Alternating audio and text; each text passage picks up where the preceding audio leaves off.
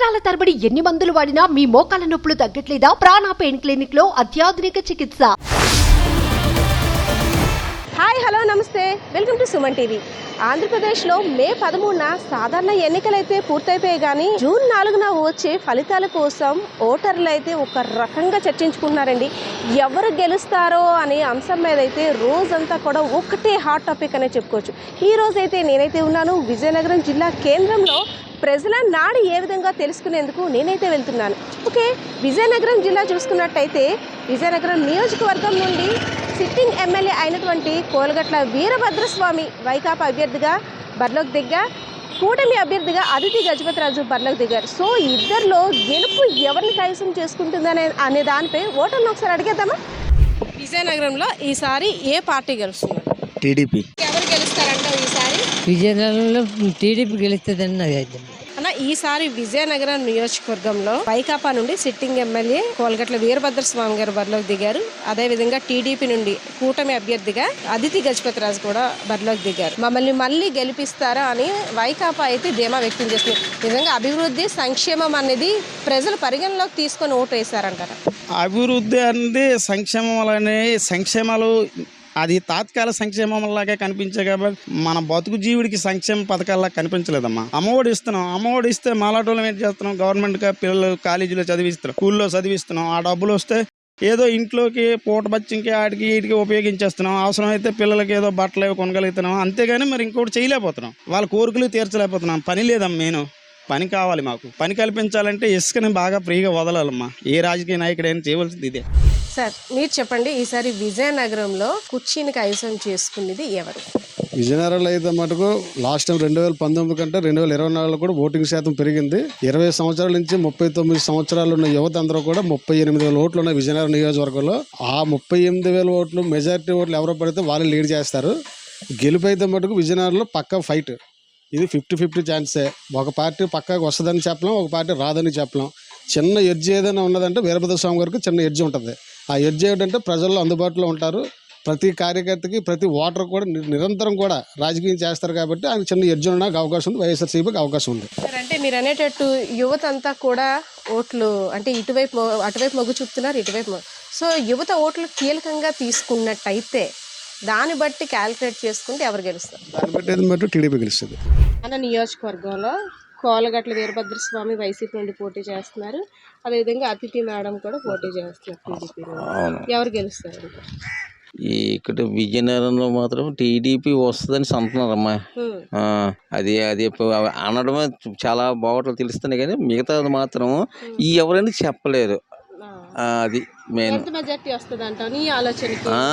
ఎంత మెజారిటీ వస్తుంది అంటావు నీ ఆలోచన? మెజారిటీ 1000-2000 కూడా అంత పెద్ద మెజారిటీ రాదు.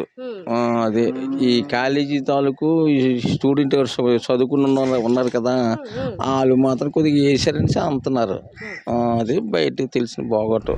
సార్, ఈసారి ఎన్నికలు అయిపోయాయి ఆల్రెడీ. అంటే ఎవరు గెలుస్తారు అనేది కూడా ప్రజలు ఆల్రెడీ ఖరారు చేసేసారు తమ ఓటు హక్కును వినియోగించుకొని. ఈసారి విజయనగరంలో గెలిచేది ఎవరంటారు? విజయనగరంలో వీరభద్రస్వామి గారు వస్తారని చెప్పేసి 65% అంటున్నారండి. కానీ కొత్తగా యువత అదే అమ్మాయి అశోక్ గజపతి గారు అమ్మాయి అదితి గజపతిరాజు గారికి ఈసారి ఛాన్స్ ఇద్దామని చెప్పి చాలా మధ్యతరగతి కుటుంబాలు కొద్దిగా లేబర్లో ఉన్న వాళ్ళు కూడా ఈసారి ఆవిడకి అశోక్ గజపతిరాజు గారు అమ్మాయి కదా అనే ఉద్దేశం మీద ఒకసారి ఛాన్స్ ఇద్దామని దీనిలో ఓటేసారని చెప్పేసి ప్రజలు అనుకోవటం. సార్, ఈసారి విజయనగరం నియోజకవర్గంలో ఎవరు గెలుస్తారని పబ్లిక్ టాక్? గజపతిరాజు గారు. ఎందుకంటే కాన్ఫిడెంట్ గాను మేడం గారు కష్టపడి తిరగడం, వార్డు జైగా అన్నీ తిరగడం, మీటింగ్స్ ఏజెంట్ అవ్వడం, ఏదైనా సమస్య వస్తే అక్కడ కూర్చోవడం, మాట్లాడడం. ప్రతి వేరే కూడా 50 వార్డులో కూడా అలాగే సమస్యలన్నీ పరిష్కారం చేయడం వస్తామని మాట కూడా ఇచ్చారు. అధికారం రాగానే ఇవన్నీ పథకాలన్నీ కూడా డిస్ట్రిబ్యూటింగ్ చేస్తూ ఉన్నారు. ఆ విధంగా అవుతున్నాయి. అందుకని మేము చెప్పగలుగుతున్నాం. ఈసారి విజయనగరంలో ఎవరు గెలుస్తారంటారు? పోస్పాటి అతిథి గజపతి మేడం గారు అయితే పక్కా గెలుస్తారండి.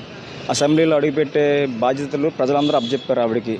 ఎందుకంటారంటే ఆవిడ గతంలో తక్కువ మెజార్టీతో ఓడిపోయినా నిత్యం ప్రజల్లో ఉంటూ ప్రజలకి ఆవిడకి ఏ రకంగా సమస్యలు ఉన్నాయో తెలుసుకుంటూ, ఇప్పుడు చూస్తుంటే ఇసుక కానీ లేబర్లు కానీ ఎవరికి పనులు లేవు.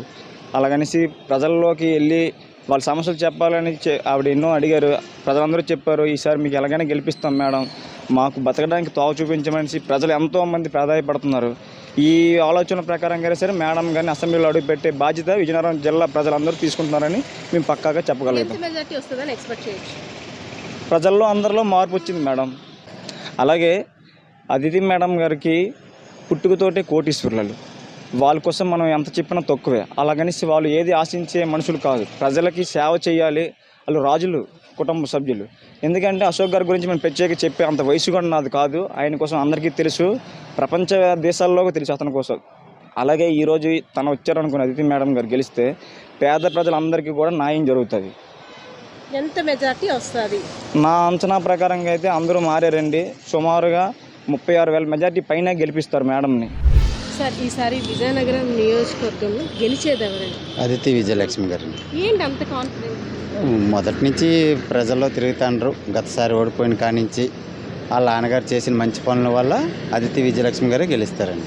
అయితే ఎంత మెజార్టీ వస్తుందని ఎక్స్పెక్ట్ చేయండి? 20 నుంచి 25,000 దాకా వస్తుంది అనుకుంటున్నాను. అంటే అదితి మేడం గెలిచినట్టయితే ఏ విధంగా అభివృద్ధి చేస్తారు? ఈ నియోజకవర్గానికి కావాల్సిన అభివృద్ధి ఏంటి చేస్తారమ్మా, ఆవిడ చేస్తారు. వాళ్ళ నాన్నగారిలాగా నిర్దిష్టంగా అన్ని పనులు చేయడానికే చిరస్థాయిగా ఉంటుంది. వాళ్ళ నాన్నగారిలాగా అన్ని పనులు చేస్తారని మాకు నమ్మకం ఉంది.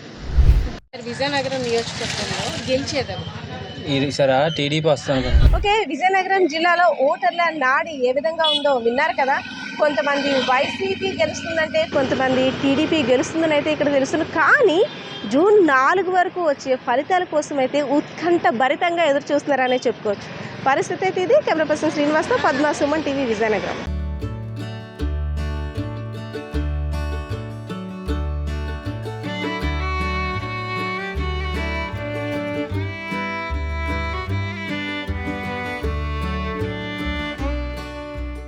సుమన్ టీవీలో మీ పర్సనల్ అండ్ బిజినెస్ ప్రమోషన్స్ కోసం కింది నెంబర్కి కాంటాక్ట్ చేయండి.